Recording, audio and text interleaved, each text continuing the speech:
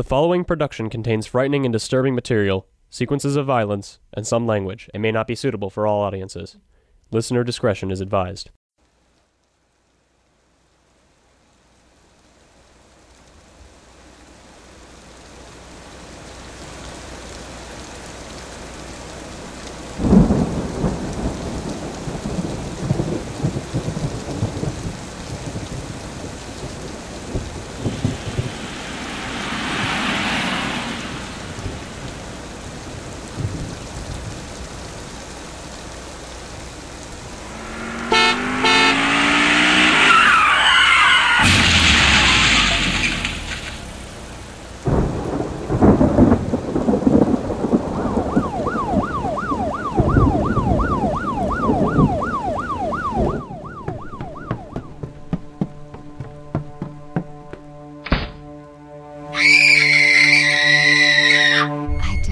June 26th, 1954, when I was only 16.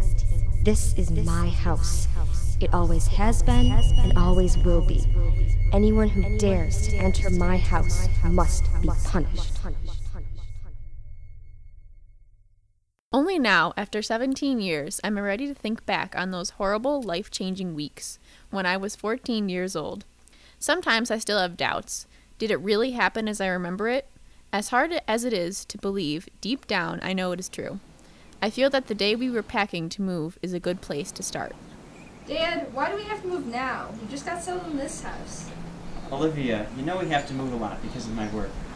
Dad was a writer, and he always said that a novel was only as good as its characters, and that the only way to develop a good character was to think and act like one.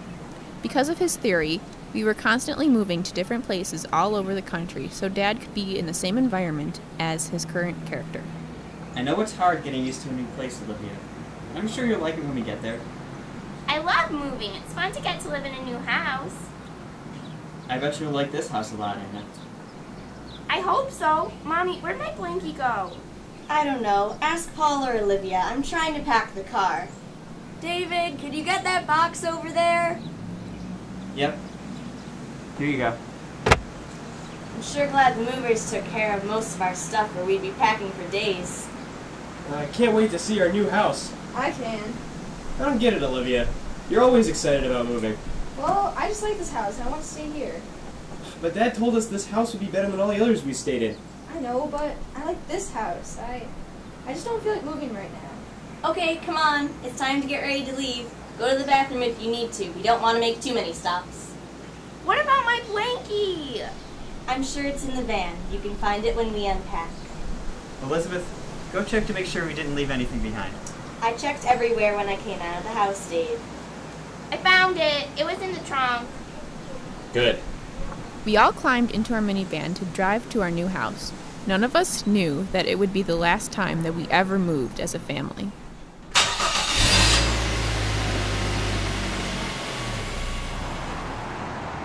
What's your book going to be about this time, Dad?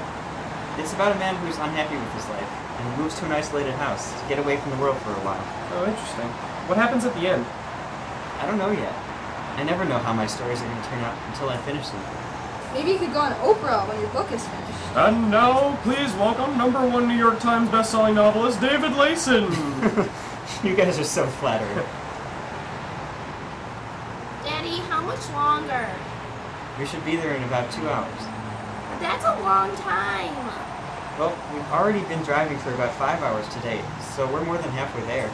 But we drove all yesterday, too. Watch out for that truck, Dave. I'm fine, Elizabeth. You know I don't like you driving so fast when there are so many trucks. We should have had Paul drive. He needs more practice on the highway. No! Not while I'm in the car, he doesn't. After the 2-day drive, we reached our new house. It was a 3-story Victorian with shuttered windows and layers of thick ivy growing up the walls. The large, dark, isolated house was surrounded by a tall wrought iron fence, solid enough to keep out any intruder. The backyard was huge, encompassing nearly an acre and filled with old, knotted oak trees. Whoa, Nellie, Mommy, this house is too big. I'll get lost. No, you won't, honey. That's a big fence. Yeah. Who's ready to see the inside? Me! Come on. I have a very bad feeling about this house. Oh, please, Olivia. This house isn't going to be any different from the other houses we lived in. I guess you're right. You ready? I'm gonna open the door now. 1, 2, 3! Wow, this house is huge. Look at that chandelier over there. Cool, that's the dining room, right? Yep. I told you you'd like it better than our other houses. Daddy, how long are we gonna stay in this house? I don't really know. But I wish I could stay here forever. While everyone else was checking out the lower floor, I decided to go upstairs to look at the bedrooms. My uneasiness about the house had subsided. Wow, I love this room. But it'll probably end up being Paul's. I'll probably get stuck with this little one over here. Why do I keep hearing footsteps when everyone else is still downstairs? It sounds like someone's up here.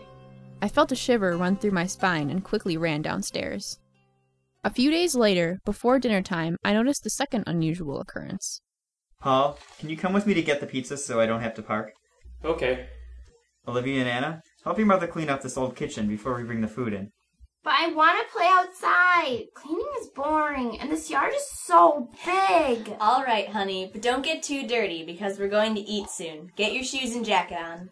You ready, Paul? Yep. Let's go.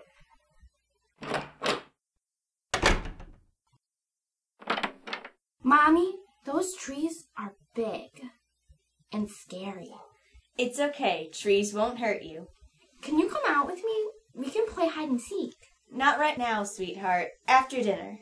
Then can I go find my teddy bear? I think I know what box it's in. Sure, honey. Just don't make a mess of the rest of the stuff. Okay. Oh, I'm tired. Olivia, can you please scrub the floor over there with a rag? It still looks really dusty. But we just cleaned it the other day. Why do we have to do it now? Because we all need to help out a little bit. What about Anna? She'll do her part later. But Mom! Now, Olivia. Fine. As I knelt down to begin scrubbing, something caught my eye. Is the dust spelling out, get out now? Shaken, I left the rag and the mop where they were and ran out of the room.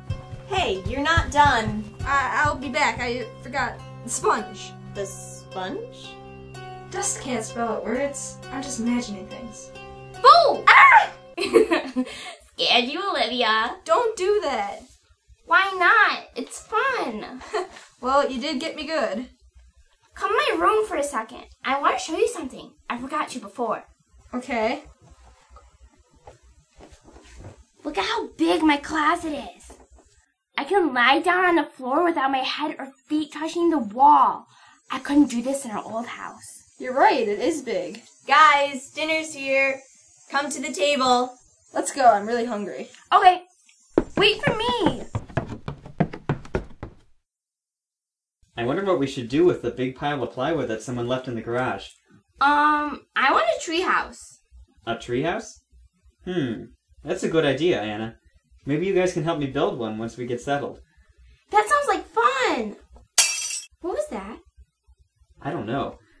It came from the kitchen. I'll go see.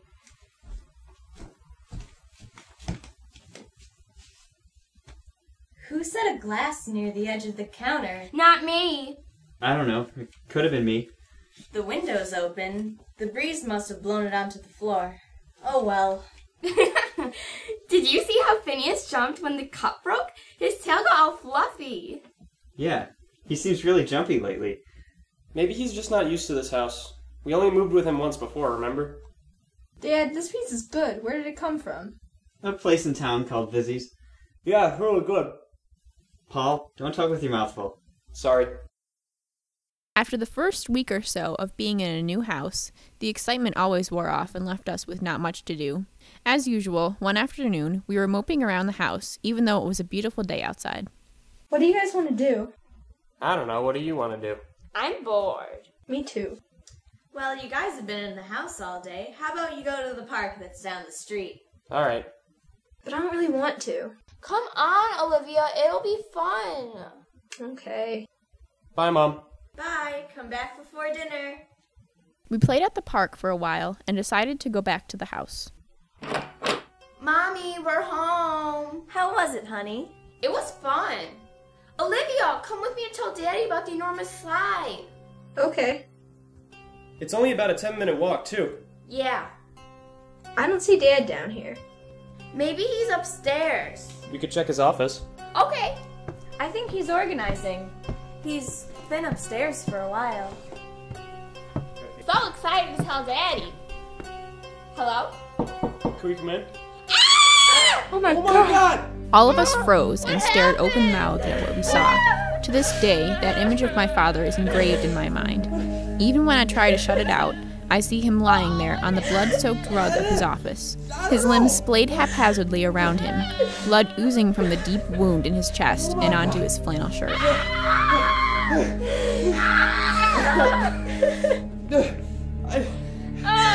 Anna started to run to him, but Paul held her back. No! I want to see Daddy! Let me go, Paul! Olivia, stay here with Anna for a minute. Mom! Mom, come here quick! What is it? Just come now! Oh, God! No, not David! Please! I'll call the police! Why would anyone do that? Anna ran downstairs after my mother. Mommy! I want to see Daddy. Why won't he get up? Why is he bleeding? I want Daddy! As Anna ran downstairs, I was unable to move. I felt as if my legs had been tied to the floor. Paul disappeared into his bedroom and slammed the door behind him. Why'd this happen? Who did this? Who could have done this? I at first didn't realize it, but I suddenly felt myself running as fast as I could from the house. It's all my fault. Why did I have to be so stupid? I should have paid attention to the signs. If only I'd told someone.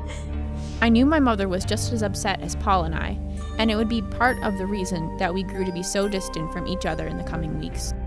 Oh, David! Why? Why did it have to happen to him? Why not me? Oh, David! Who could have done such a thing?